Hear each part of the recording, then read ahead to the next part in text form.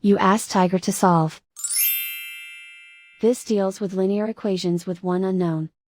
The final result is x equals 266. Let's solve it step by step. Simplify the expression.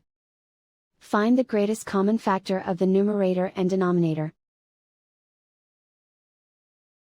Factor out and cancel the greatest common factor. Swap sides.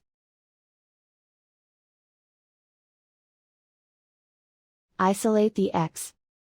Multiply both sides by 380. Group like terms. Multiply the coefficients.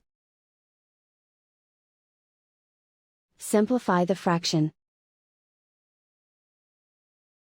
Multiply the fractions.